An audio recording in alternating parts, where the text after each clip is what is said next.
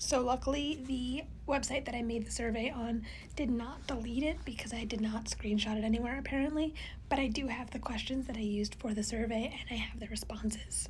So the first question was to rank me in bed, a scale of 1 to 10, with 10 being the best and 1 being the worst. I'm pretty happy with the results on this. Solid 8 is not bad in bed when you consider some people are porn stars and are just really good in bed, so I'll take my above a 5. My second question was constructive criticism. If you want to read all the responses, pause. I worked hard on them. And these are the responses that I got.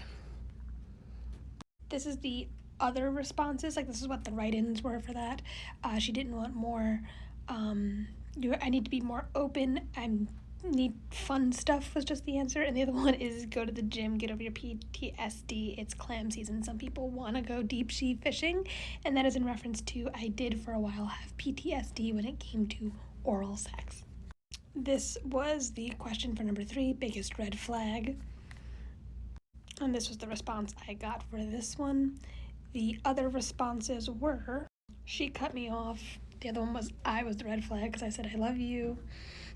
Like, but the tornado's on fire and you're on fire and now I'm on fire.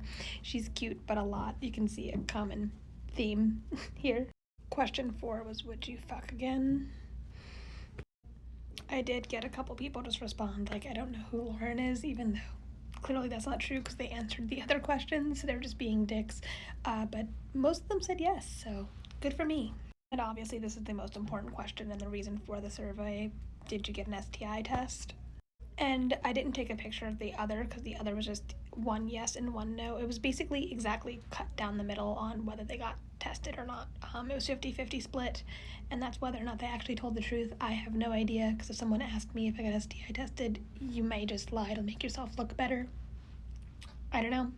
But the responses I got was exactly 50% said yes and 50% said no.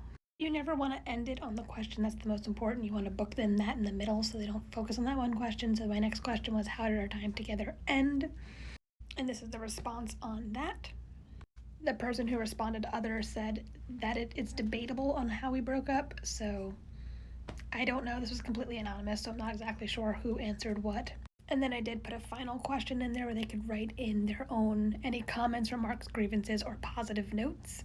And I did actually get some responses. You can pause to read it, but these are some of the grievances and positive notes or negative notes.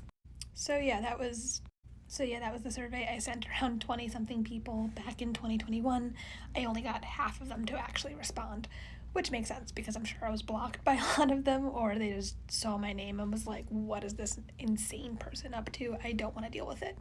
It did lead to a bunch of conversations with a bunch of people I didn't really want to talk to, so I did have to stop talking to a bunch of people because it opened a whole can of worms. So I don't recommend you doing this, especially if you have bad relationships with your exes.